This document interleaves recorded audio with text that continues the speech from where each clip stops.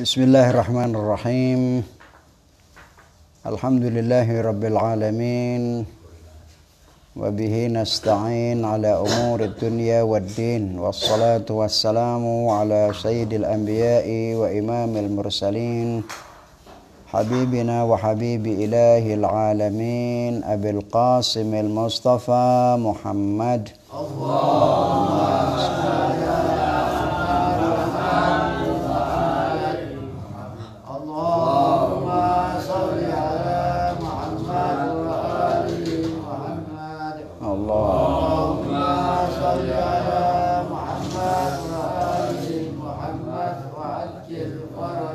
wa ala alihi wa ashabihi al-mayamin. Rabbi shrah li sadri wa yassir li amri wahlul 'uqdatam min lisani yafqahu qawli, amma ba'd.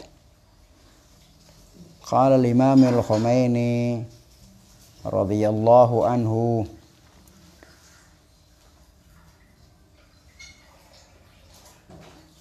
famathalan inna an-nafsa dhatu syahwatil mutlaqah al-annan allati tarassahat fiha wa asbahat malakatan thabitatan laha wa tawalladat minha malakatun kathiratun fi azminatin mutatawalah.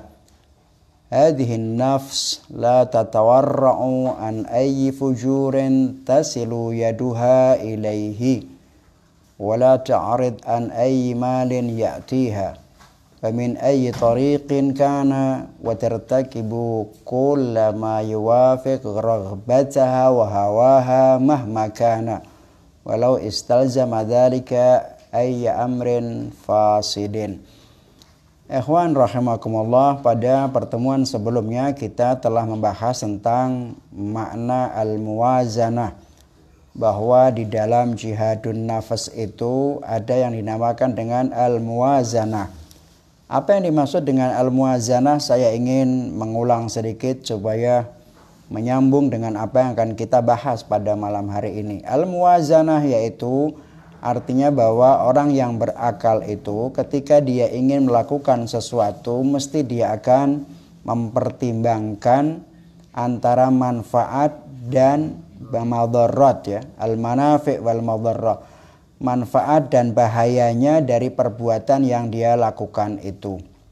Misalnya kita bisa melihat ketika jiwa ini dikuasai oleh syaitan, ketika jiwa ini kekuatan syahwat ataupun kekuatan ghadabiyah dan al-wahmiyah berada dalam kekuasaan syaitan, maka akan memunculkan perbuatan-perbuatan buruk, perbuatan-perbuatan yang jahat, atau yang kita sebut dengan al-akhlaq al-fasidah, perilaku-perilaku yang buruk. Nah, tentunya kita harus berpikir, kita harus mempertimbangkan dari semua perbuatan yang buruk itu, nah, apakah akan memberikan manfaat pada kita ataukah tidak. Sebaliknya, ketika kekuatan syahwat dan emosi serta al-wahmi itu berada di dalam kendalinya akal dan syariat, maka kita akan tahu manfaatnya dari perbuatan yang baik, atau yang kita sebut dengan al-akhlaqul karimah, akhlak yang baik atau akhlakul hasanah. Itu kalau kita lakukan, apa manfaatnya dan apa bahayanya, mana yang harus kita dahulukan dan mana yang harus kita akhirkan dari tindakan. Itu yang namanya al-muwazanah. Nah, Al-Imamul Khumaini kemarin telah memberikan sebuah contoh. Beliau mengatakan bahwa ketika syahwat itu telah menjadi karakter jiwa seseorang dan dia berada di dalam kekuasaan syaitan, maka ia akan menjadi sebuah karakter yang sangat sulit. Dari syahwat yang telah dikendalikan oleh syaitan itu, maka akan muncul karakter-karakter lain sepanjang waktu. Nah, ketika itu terjadi, maka nafsu ini, maka orang tersebut tidak lagi ada yang namanya warok, tidak ada yang namanya takwa, tidak ada lagi yang memperhatikan apapun. Setiap apa yang terjadi di tangannya, maka dia akan melakukan perbuatan jahat. Misalnya harta apapun yang dia dapatkan atau yang dia lihat, maka dia akan ambil dengan cara yang sangat jahat. Dia tidak memperdulikan, yang terpenting adalah apa yang ada di dalam jiwa ini menjadi puas. Sekalipun untuk memuaskan nafsu itu, dia harus menimbulkan berbagai persoalan yang merusak tatanan dan norma-norma yang berlaku di tengah-tengah masyarakat. Al-Imamul Khomeini kemudian memberikan contoh lain. Wa manafi'ul ghadab allati asbaha malakatan lin nafs. Sekarang ketika emosi itu berada dalam kondisi, berada dalam kendali syaitan, apa kira-kira manfaatnya? Orang yang suka emosi, membebaskan emosinya, berbuat sesuatu berdasarkan emosi, kira-kira apa manfaatnya dan apa madaratnya? Ini yang namanya bentuk mempertimbangkan dari perbuatan yang buruk. Orang kan bisa memilih kan, ima jadi berperilaku buruk, wa ima menjadi berperilaku baik. Kalau berperilaku buruk, kira-kira apa manfaatnya untuk dirinya dan apa madaratnya untuk dirinya nanti. Ketika kita berperilaku baik, apa manfaatnya untuk diri kita dan apa bahayanya di dunia. Itu yang harus dipertimbangkan. Makanya kata Imam Khomeini, wa manafi'ul ghadab alladhi asbaha malakatan lin nafs wa tawalladat minhu malakatun wa radailu ukhra. Yang emosi itu kemudian jadi karakter seseorang, maka lahirlah perilaku-perilaku yang buruk. Manfaatnya apa ketika dia tidak mengendalikan emosinya? Kira-kira untuk melampiaskan emosi itu manfaatnya apa? Disebut manafi'uhu hiya annahu yadlim bil qahri wal ghalabah kullaman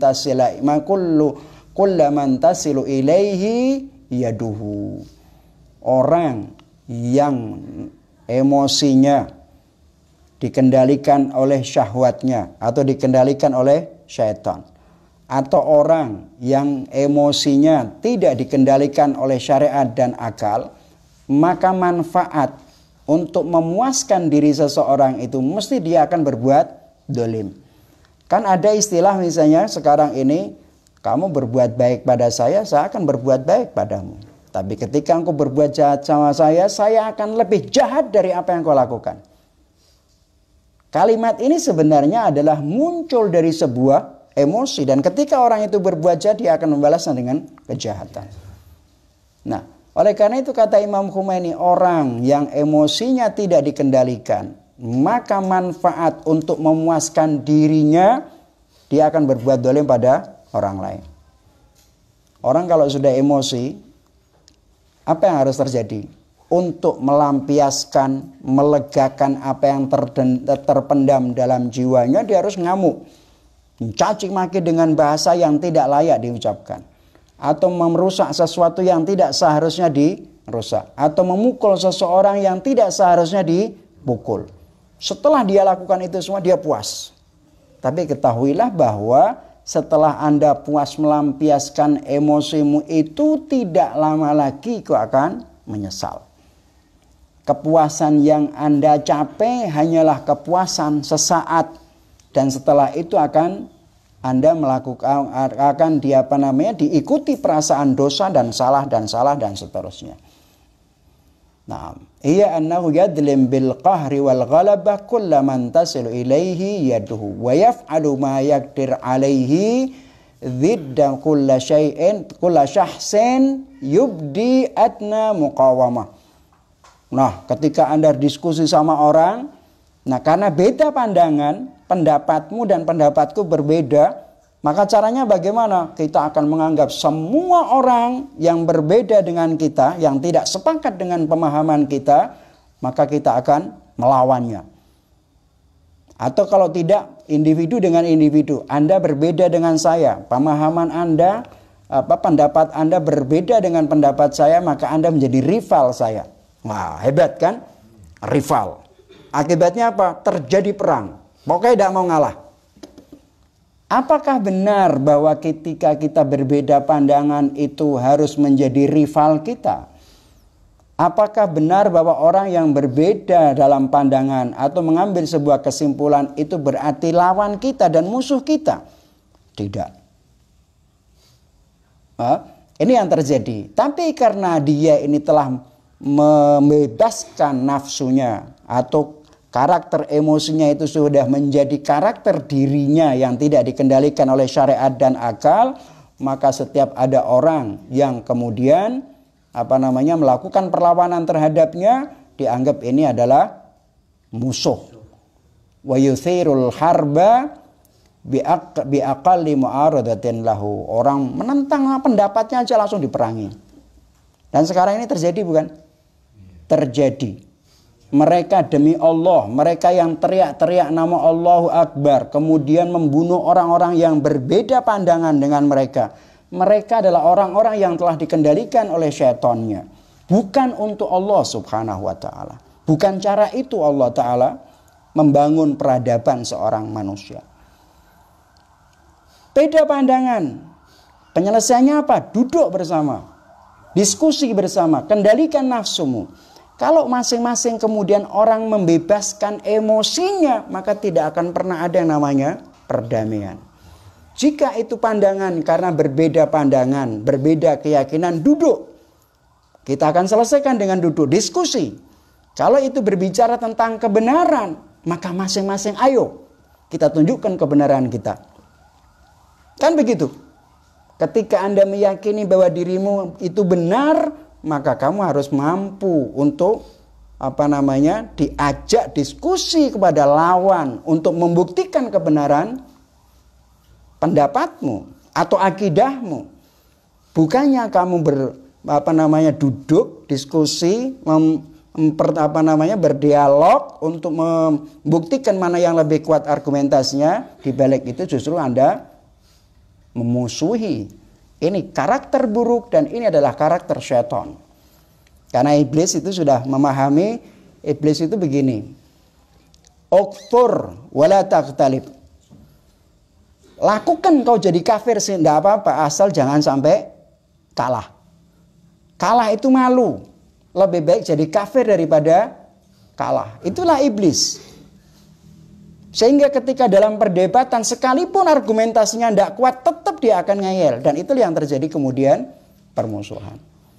Kenapa? Karena emosi Anda sudah berada di dalam kendali syaitan. Nah,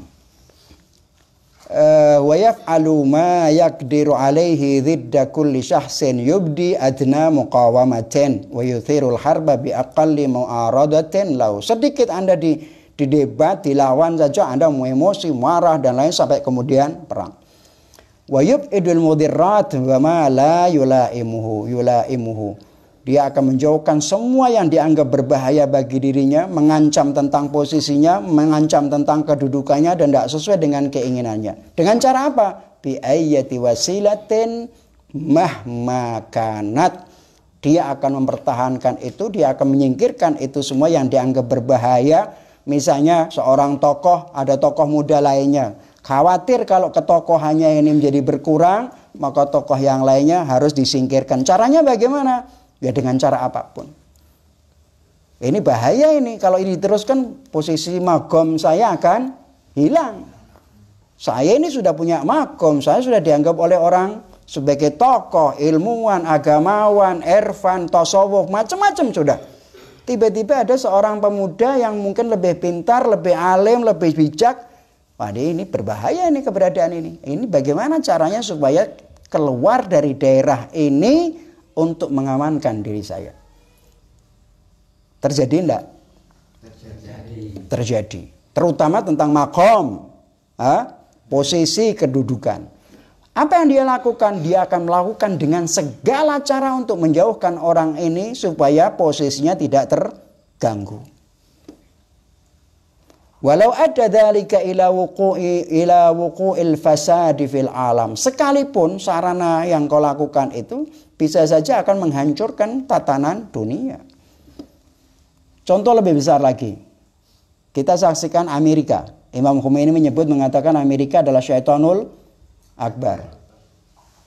Amerika adalah syaitan akbar. Siapapun Karena posisi Amerika sudah menganggap dirinya sebagai tentara yang mengatur dunia. Setiap negara, apapun yang terjadi mereka ikut terlibat di dalamnya. Kalau ada orang yang menentang Amerika sedikit saja, maka apa caranya? Dia akan berusaha menjatuhkan negara tersebut. Dan itu terbukti. Padahal dominasi Amerika misalnya dalam sebuah negara sebenarnya tidak menguntungkan negara tersebut. Tapi akan mengambil kekayaan, mengambil keuntungan dari negara tersebut untuk dirinya sendiri. Caranya bagaimana? Bisa jadi dengan mengadu domba di internal dalam negeri. Tokoh mbak tokoh diadu domba yang tidak rasional sama sekali. Sampai kemudian terjadi kekacauan yang sedemikian rupa. Atau dia akan menjatuhkan pemimpin di sebuah negara itu dengan cara tertentu untuk menjatuhkan pemimpin itu karena dianggap membahayakan kepentingan Amerika. Oleh karena itu Imam Khomeini mengatakan Amerika syaitanul akbar, sungguh benar. Karena tidak akan pernah ada sebuah negara yang berada di dalam kekuasaan Amerika atau di dalam menjadi sekutunya Amerika kemudian mereka tidak memiliki kemerdekaan. Sama sekali. Mereka tidak akan pernah memiliki kemerdekaan dan mereka akan menjadi hamba Amerika. Itu. Kalau terjadi perbedaan sedikit bagaimana? Wah sudah, caranya menyingkirkan bagaimana? Harus jatuh dengan cara apapun. Tanpa keadilan, mereka justru kadang-kadang membawa atas nama HAM, atas nama demokrasi untuk menjatuhkan sebuah negara yang tidak berbuat salah apapun. Hanya karena menentang kebijakan Amerika. Termasuk diantaranya Pakistan sekarang kita saksikan. Siapa yang dimanfaatkan? Internal. Sama seperti iblis. Memanfaatkan semua yang ada di dalam diri kita untuk menjatuhkan diri kita di hadapan Allah Subhanahu wa ta'ala. Itulah Amerika. Paham ya? Ini penting sekali. Oleh karena itu disebutkan wa ala hadzan nahwi takunu manafi'un nafsi li sahibil wahimati syaitaniyah alladzi tarassahat fihi hadhil malakah. Inilah salah satu contoh manfaat-manfaat yang dilakukan oleh nafsu yang dikendalikan oleh syaitan. Ketika kemudian syaitan itu atau sifat syaitan itu atau emosi itu menjadi karakter dirinya. Itu manfaatnya. Puas melakukan kedoliman. Puas ketika kita mampu menindas orang. Nah sekarang ini kita bisa saksikan orang berbicara tentang toleransi. Ya kan? Toleransi itu apa? Toleransi beragama, toleransi bermadhab, toleransi berislam. Tapi tidak, kadang-kadang orang yang berbicara toleransi itu sendiri tidak pernah mempraktekkan toleransinya. Ini beda, berbahaya ini, tekan. Ini berbeda ini, berbahaya ini, tekan. Dengan atas nama agama. Apakah ini nama benar-benar atas nama agama ataukah karena nafsu setan untuk memuaskan dirinya sendiri karena ingin membuktikan kedudukannya, kepentingan politiknya dan lain sebagainya. Kalau ini terus terjadi, orang tidak mau berjihad an-nafs, maka tidak akan pernah ada yang namanya perdamaian sama sekali. Wa ala hadzal nahwi takunu manafi'un nafs li sahibil wahimati syaitaniyah alladzi tarassahat fi hadhil malakah. Fa huwa yunaffidh amal al-ghadab wasyahwah bi ayyati syaitanatin wa khut'atin kanat wa yusaytiru ala ibadillahi bi ayyati khittatin batilatin kanat sawa'un bi tahtimi a'ilatin ma au bi ibadati madinatin au biladim ma. Kata Imam Khomeini, inilah karakter orang yang dikendalikan emosinya oleh syaitan dan kemudian menjadi karakter mereka. Dia akan sombong, berbuat dolim dan lain sebagainya. Dia akan melakukan apapun yang diinginkan oleh emosinya. Dia akan melakukan apapun yang diinginkan oleh syahwatnya, sekalipun dengan cara menipu. Dia akan mengendalikan hamba-hamba Allah dengan cara apapun. Bisa memanfaatkan agama, bisa memanfaatkan kekuatan, bisa memanfaatkan posisi dan lain sebagainya. Bahkan sekalipun harus menghancurkan sebuah keluarga. Karena merasa dengan keluarga ini berbahaya ini. Kalau kita bicara tentang individu.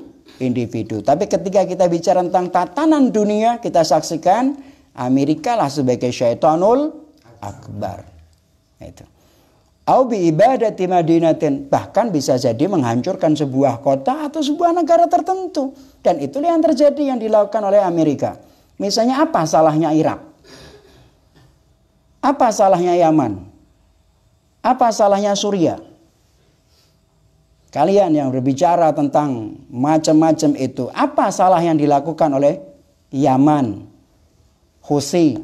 Apa yang dilakukan oleh Irak sehingga harus dibombardir habis-habisan dan sampai terakhir kemudian sampai sekarang dikuasai oleh Amerika? Apa salahnya Suriah? Tidak ada. Tapi mereka mendatangkan para pasukan mujahidin atas nama agama untuk menjatuhkan sebuah negara. Padahal mereka dijadikan alat sebagai alat-alat orang yang dolim seperti Amerika. Syaitanul akbar. Nah oleh karena itu sekali lagi setiap tindakan kita harus kita ukur. Sebenarnya untuk Allah subhanahu wa ta'ala. Ataukah sebenarnya hanya untuk memuaskan diri kita sendiri yang bersifat emosional itu. Ini harus muhasabah yang dinamakan dengan al-muwazanah. Al-muwazanah. Taib. Berikutnya kata Imam Khomeini, hadhihi hiya manafi'u tilkal quwa indama takunu tahta tasarrufis syaitan. Inilah manfaat secara emosional kita puas. Kapan itu? Yaitu ketika kekuatan emosi dan syahwat serta wahimah itu berada di dalam kekuasaan syaitan. Anda menjadi syaitan. Amerika disebut syaitanul akbar karena memang dialah dikendalikan berbuat seperti syaitan, mengadu domba sana sini untuk kemudian mengendalikan negara-negara tersebut. Sayang sekali umat Islam tidak banyak yang paham. Kalaupun paham pura-pura tidak paham. Banyak sekali umat Islam yang semacam itu. Walakin indama tufakkiruna bisuratin sahihatin wa tulahiduna ahwala haula'il ashas tajiduna anna ayyasahsin mahma kana qawiyan wa mahma haqqaqa min amalihi wa amanihi la yahsulu hatta ala wahidin minal alaf min amalihi. Imam Khomeini kemudian mengatakan begini, ketika emosi, syahwat, al-wahimah berada dalam kekuasaan setan, Anda akan melakukan apa saja, puas. Tapi coba Anda pikirkan ketika Anda berpikir secara benar dan memperhatikan orang-orang yang semacam itu, siapapun orangnya, sekuat apapun dirinya, sekaya apapun dirinya, dan dia mampu misalnya melampiaskan, merealisasikan apa yang diinginkan, apa kira-kira yang mereka dapatkan? Saya emosian, pengen mendapatkan kekayaan, saya akan lakukan dengan cara apapun. Saya dapat hartanya anak yatim, saya ambil. Harta negara saya korupsi. Kaya sudah, miliaran. Dan tidak ada yang tahu. Kira-kira apa yang kita dapatkan dari itu semua? Kepuasan saya puas karena saya sudah punya kaya. Saya sudah puas jiwa saya dengan tanpa mengendalikan emosi dan keinginan saya. Saya sudah dapatkan miliaran. Urusan nanti masuk penjara, tercemar nama, itu urusan lain. Tapi bahwa saya sudah mendapatkan itu.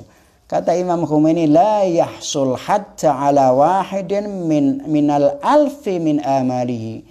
Dia tidak akan pernah mendapatkan kepuasan satu pun yang abadi dari sekian ribu keinginan-keinginannya. Orang kalau sudah tidak mengendalikan emosinya akan kepingin apa saja.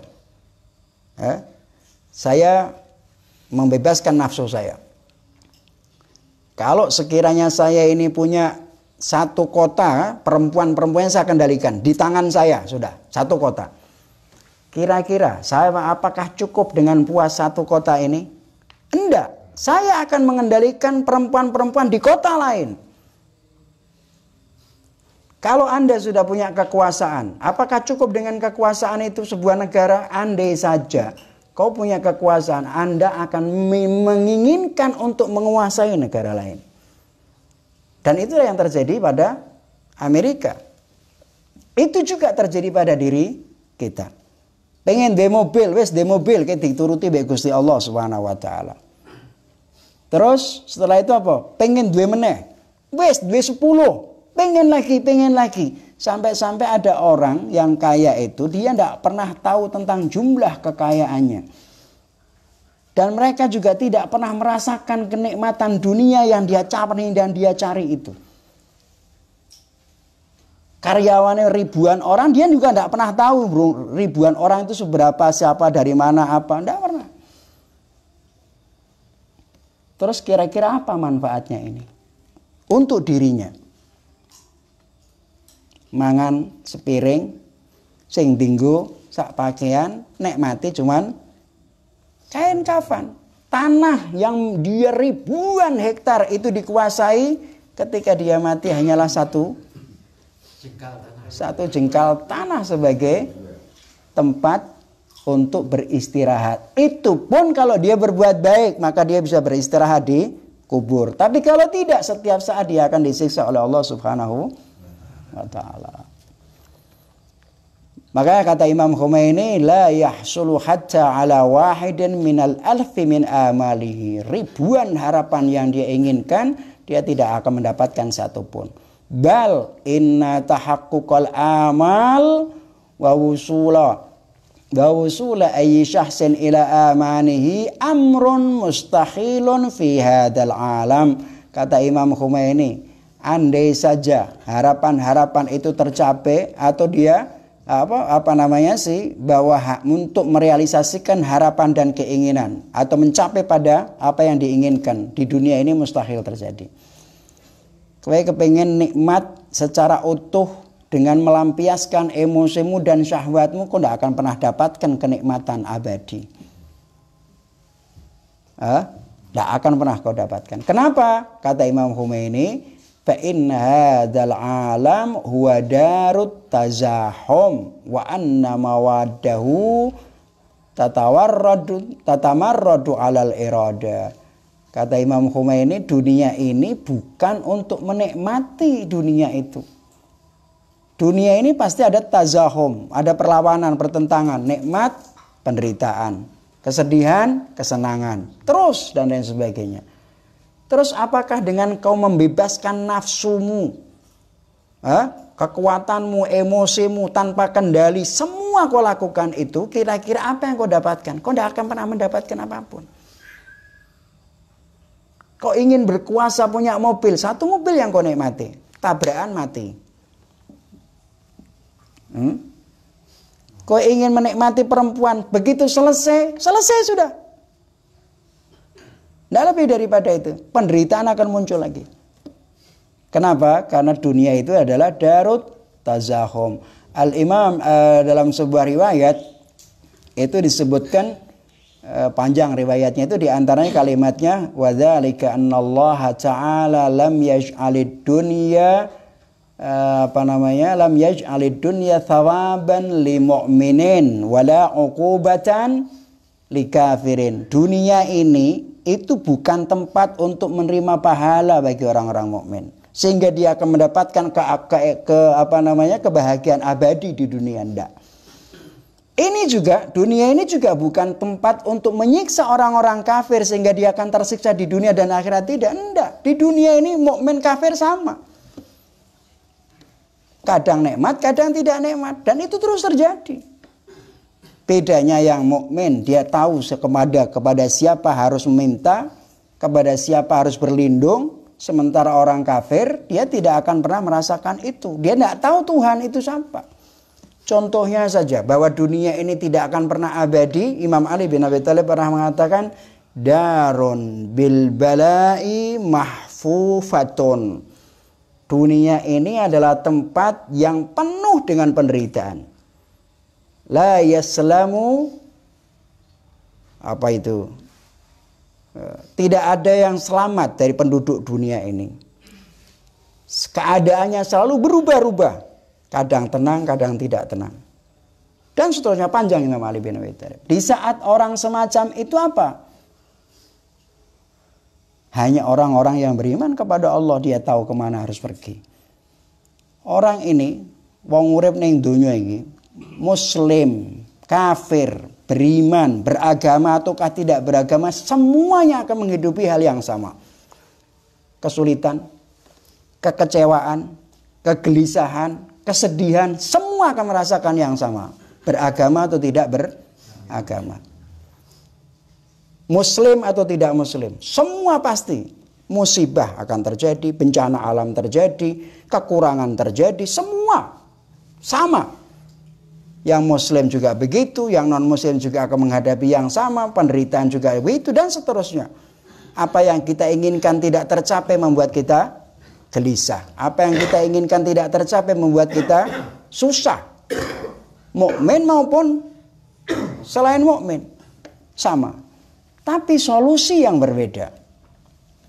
Kita harus ingat, solusinya yang berbeda. Orang beriman ketika menghadapi problem yang semacam ini, dia tahu kemana harus meminta pertolongan, kemana dia harus memohon, kemana dia harus merengek-rengek.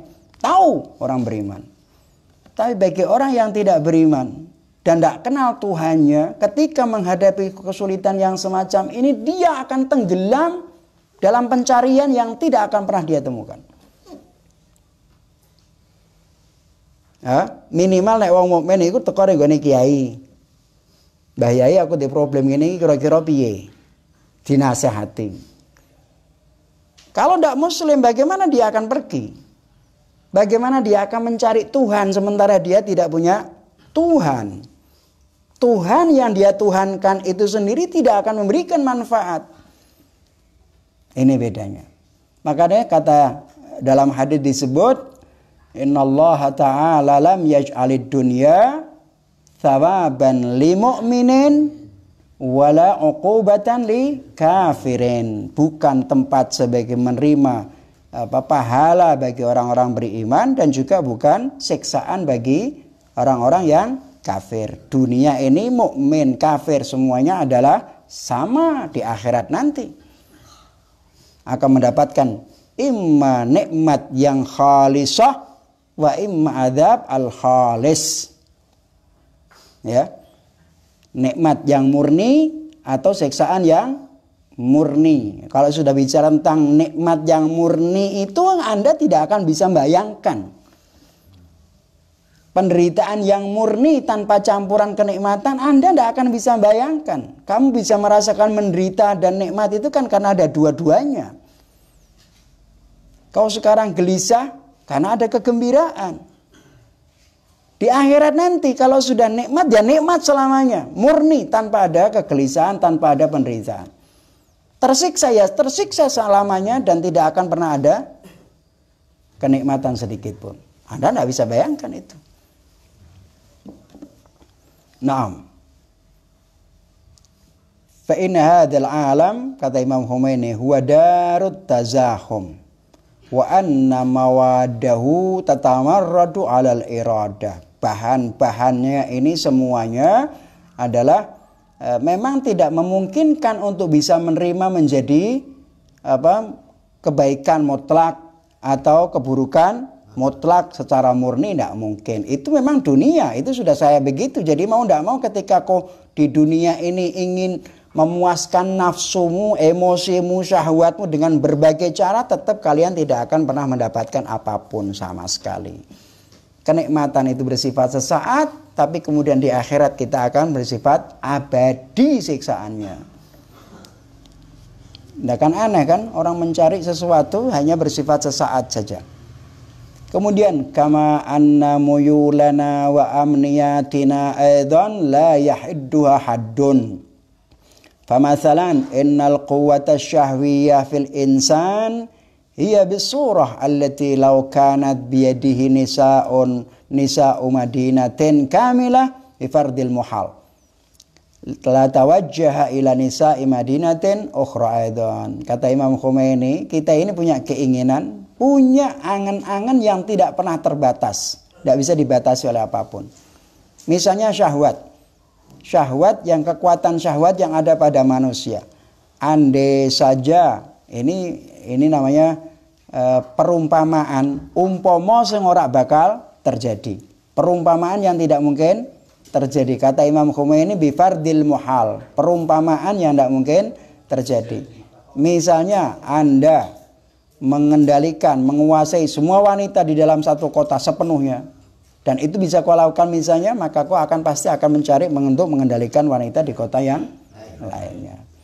Wa idza asbahat biladun bi akmaliha min nasibihi la tawajjaha ila biladin ukhra. Andai saja sebuah negara kau kuasai, tetap Anda akan ingin menguasai negara yang lain. Iku loh manusia. Manusia itu seperti itu, tidak pernah ada puasnya.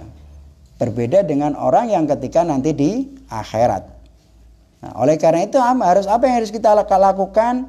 Jangan sampai kita melakukan sesuatu tanpa mempertimbangkan manfaat dan madaratnya.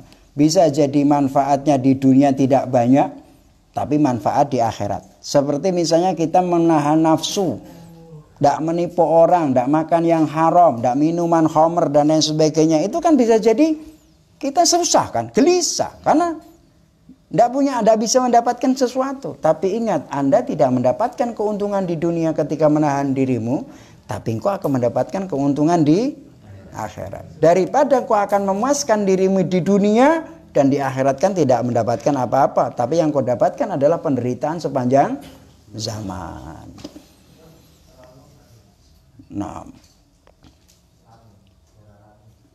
raqma anna dzalika, mana tadi? Wa idza asbahat biladun bi akmaliha min nasibihi la tawajjaha ila biladin ukhra. Wa 'ala dawam tajidhu yatlub ma la yamlik. Manusia ini punya karakter ingin mencari sesuatu yang tidak dia miliki. Itu kan karakter orang. Orang itu punya karakter untuk mencari sesuatu yang tidak dimiliki atau sesuatu yang tidak dia punyai. Itu wajar, fitrah. Akan tetapi harus dibatasi. Itu loh. Makanya kata Imam Khomeini, raqma anna dzalika min fardil muhal anna mujarrad khayal wa ma'a hadza yabqa murajjal syahwati mustahilan. Sekalipun itu mustahil kita khayalkan, tapi syahwat ini terus menerus. Karena memang manusia tidak ingin ingin selalu mencari sesuatu yang tidak dia miliki. Anda punya apa saja, tapi masih ada sesuatu yang tidak kau miliki, dan itu pasti kau akan cari. Saya punya ribuan hektar tanah, mobil, perusahaan, tapi masih ada sesuatu yang tidak kau ingin, tidak kau miliki, pasti kau akan mencarinya untuk mendapatkan itu. Itulah karakter fitrah manusia. Oleh karena itu disebutkan wa annal insan lam yasil ba'd ila umniyatihi. Jadi sehebat apapun dan sekuat apapun manusia, dia tidak akan pernah mencapai pada apa yang diangan-angankan. Karena angan-angan itu tanpa batas. Maka setiap kau membatasi angan-angan itu artinya Anda tetap masih ada sesuatu yang belum kau capai dan kau akan mencari terus dan seterusnya. Tadi sudah saya contohkan, saya kira setiap orang merasakan hal itu. Ini kondisi real yang dihadapi oleh setiap orang, beragama maupun tidak beragama. Itu pasti. Wa hakadha binnisbati ilal quwwatil ghadabiyyah fa innaha qad khuliqat fil insan bisuratin allati law annahu asbaha yamliku ar-riqab bi syaklin mutlaq fi mamlakatin ma la dhahaba ila mamlakatin ukhra lam yusaitiru 'alaiha ba'du. Ini tadi contoh tentang syahwat. Sekarang tentang emosi. Emosi juga begitu.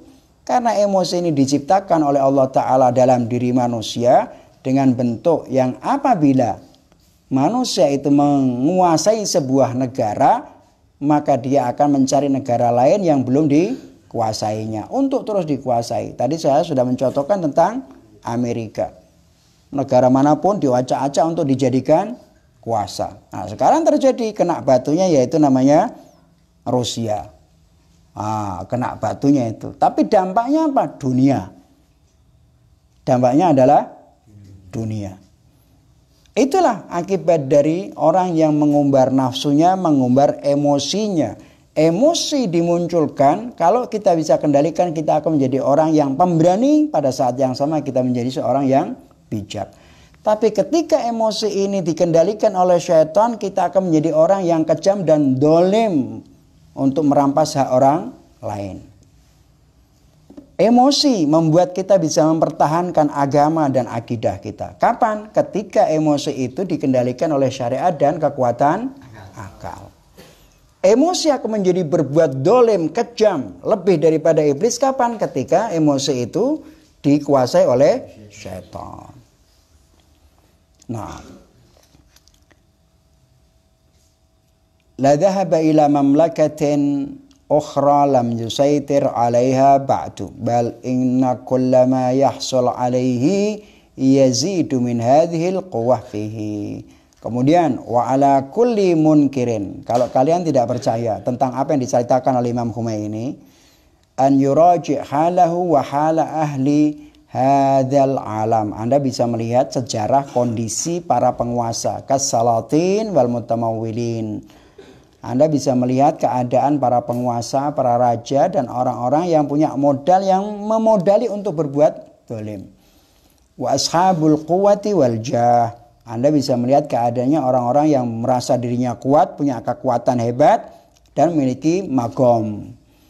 Tadi sudah saya contohkan, kalau ada orang yang punya magom di sini, tiba-tiba muncul orang yang punya magom lainnya, karena ini dianggap sebagai mengancam magomnya ini, maka bagaimana caranya untuk mengusir orang tersebut? Dalam pencalonan presiden juga begitu. Ketika ada sosok yang tampil, kemudian ini, wah ini mengancam posisi saya, bagaimana caranya untuk menjatuhkan posisi ini?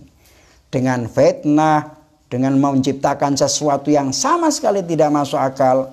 Itulah yang kita saksikan di zaman ini, terutama di Indonesia. Wa ala kulli munkirin lihadhil haqiqati an yuraji'a halahu wa hala ahli hadzal alam kas-salatin wal mutamawwilin wa ashabil quwwati wal jah wa khina dzaka sayusaddiq kalamana hadza. Kalau tidak percaya, Anda bisa melihat, ngecek sejarah seperti apa. Kau akan bisa menemukan apa yang disampaikan oleh Imam Khomeini itu adalah sebuah kebenaran. Dengan demikian, maka manusia itu adalah orang yang selalu ingin memiliki apa yang tidak dia miliki. Ingin mendapatkan apa yang dia tidak punyai. Itulah fitrah manusia. Seperti yang diungkapkan oleh para ulama filsafat, guru-guru kita dan lain sebagainya. Kata Imam Khomeini, fal idzan fal insan huwa asyikun lima la yamliku wa lima laisa fi yadihi. Terus, karena dia menginginkan apa yang tidak dimiliki, maka dia harus bekerja. Ketika dia tidak mendapatkan, apa yang terjadi? Sampean iki punya keinginan untuk mendapatkan apa yang tidak kau punyai. Misalnya, kau tidak punya HP, berusaha untuk mendapatkan HP. Terus kemudian gagal untuk tidak mendapatkan HP, apa yang terjadi? Kecewa. Itu yang dinamakan al-alam wal hasrah, kekecewaan di dalam hati. Itu menjadi sebuah penyakit yang membuat kita ini menjadi menderita. Pengen tanah wong sebelahmu iku mau tuku. Terus kebetulan ditawarke. Terus gagal, kau usahakan gagal, dituku karo wong liya. Apa yang terjadi? Gelo. Perasaan gelo. Al-hasrah. Gelo terus menyesal. Ya Allah, coba tak tuku. Terus kegeluan inilah yang membuat kita ini tersiksa. Kenapa? Karena kita memang menginginkan sesuatu yang tidak kita miliki. Makanya kata Imam Khomeini, al-insan huwa asyikun lima la yamlik wa lima laysa fi yadihi. Manusia itu cenderung ingin mendapatkan apa yang tidak dimiliki dan menghendaki apa yang tidak ada di tangannya. Hadhihi fitratun athbataha Syekh al-Adham wa hukama al-Islam al-kibar khususan ustaduna wa syekhuna fil ma'arif al-ilahiyah samahatul arif al-kamil Mirza Muhammad Ali Shah Abadi. Kata Imam Khomeini, inilah yang dijelaskan oleh para guru-guru, para filsafat, khususnya adalah gurunya beliau bernama Muhammad Ali Shah Abadi. Ruhilahul fida, kata beliau. Wa athbatu bihal kathir minal ma'arif al-ilahiyah wa hiya la tartabitu bid'udina. Taib, ikhwan rahimakumullah, itulah yang kita jelaskan tentang keinginan manusia. Oleh karena itu, kita harus mampu mengendalikan syahwat kita, emosi kita, dan waham kita dengan syariat dan akal. Nah, wa ala ayyi halin falau wasala al-insan ila ahdafihi fakam yadumu tamattu'uhu wastifadatuhu minha wa ila mata tabqa quwa syababuhu. Insyaallah nanti dalam pelajaran yang berikutnya kita akan jelaskan. Dalam hal ini kata Imam Khomeini, anggap saja bahwa Anda telah melampiaskan semua emosimu. Anda sudah melampiaskan semua syahwatmu. Berlaku tanpa kau kendalikan dengan syariat dan akal. Wis, jadilah kau binatang. Jadilah kau hewan. Orang yang dolim. Apapun kau lakukan. Karena bebas. Orang tidak terikat dengan syariat itu kan bebas. Orang sudah tidak terikat dengan akal itu kan dia akan melakukan seperti binatang. Ya kan? Orang ketika tidak lagi terikat dengan syariat, dia akan berbuat apapun tanpa batas. Dan ketika orang itu tidak lagi terikat dengan akal dan tidak dikontrol dengan akal, dia akan melakukan seperti binatang. Binatang apapun yang dilakukan. Kenapalah binatang melakukan segala sesuatu? Karena dia tidak punya akal untuk mengendalikannya. Anggap itu sudah kau lakukan. Kira-kira yang kau dapatkan ini kira-kira berapa lama nikmatnya? Berapa lama kau bisa memanfaatkan ini semua? Sampai kapan kekuatan ini akan terjadi pada diri kita? Anggap saja manusiaku, umurmu katakanlah kita buat contoh, kata kalau Imam Khomeini membuat contoh umur manusia anggaplah 150 tahun. Anggap 150 tahun. Nah 50 tahun itu semenjak kamu balik bisa membedakan antara baik dan buruk, itu kira-kira umur berapa? Katakanlah 14 tahun atau 7 tahun atau 8 tahun. Ya. Mulai dari situ, dari umur 7 tahun atau 8 tahun, sampai kira-kira kau bisa menikmati apapun itu kira-kira sampai berapa tahun? 30, 40. Ya kan? Maksimal 50. Ketika kau sudah umur 50, rasa syahwatmu hilang. Yang kau bangga-banggakan sebagai laki-laki adalah memberi kepuasan. Di saat umur kau 40 tahun sudah berkurang. Tidak ada lagi. Yang kau katakan bahwa makanan apapun bisa kita dapatkan, di saat umur 40 tahun rasa makanan sudah tidak lagi nikmat. Semuanya hambar. Fisikmu sudah tidak lagi sekuat dulu. Padahal umurmu 150 tahun. Setelah itu kau buat apa? Ternyata hanya masa-masa tertentu saja. Kepuasan itu kita lampiaskan. Ya nek kabar melampiaskan kau mati selesai.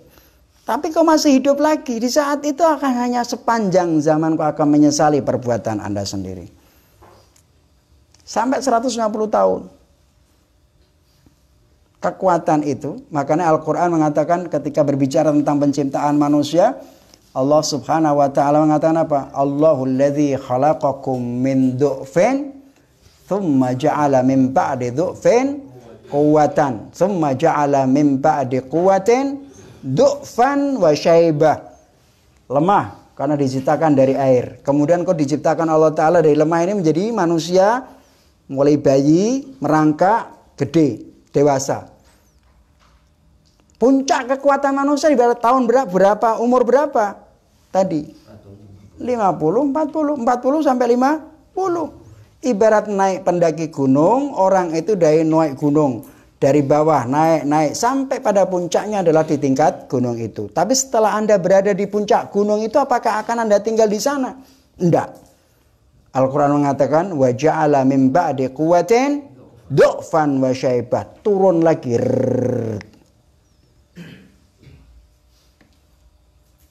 Anda diciptakan seperti itu. Sampai puncak bakal medun lagi. Dari awal tidak tahu apa-apa, punya pengalaman, pengetahuan, hebat, kuat. Sampai pada puncaknya. Kemudian turun kembali jadi orang yang lemah.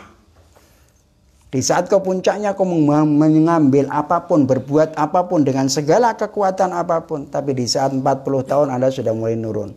Sampai 150 kemudian Anda sudah tidak berbuat apapun. Tidak pernah melihat keindahan dan kenikmatan apapun. Belas. Makanya kata Imam Khomeini, sampai kapan andai saja mereka bisa menemukan itu, sampai kapan mereka bisa menikmati duniamu yang tidak habis-habis itu, kira-kira semua menikmati sampai kapan? Sampai kapan kau bisa memanfaatkan duniamu itu?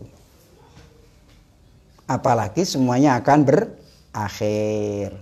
Ketika kamu mati, dunia sing mau kumpulno dengan hawa nafsumu tanpa mengendalikan syariat, dolim sama orang, merampas sama haknya orang, korupsi dengan dari orang, walaupun kau tidak terpenjara, korupsi dengan habis-habisan hak rakyat, hak negara kau ambil, engkau bakal dinikmati di hisab Gusti Allah Subhanahu wa ta'ala. Sementara anak-anakmu kau telah mewariskan harta haram yang sifatnya adalah nerakanya Allah. Terus kau menciptakan anakmu jadi apa? Kalau itu kemudian terus-menerus kau wariskan, Anda telah mewariskan yang haram sampai seterusnya.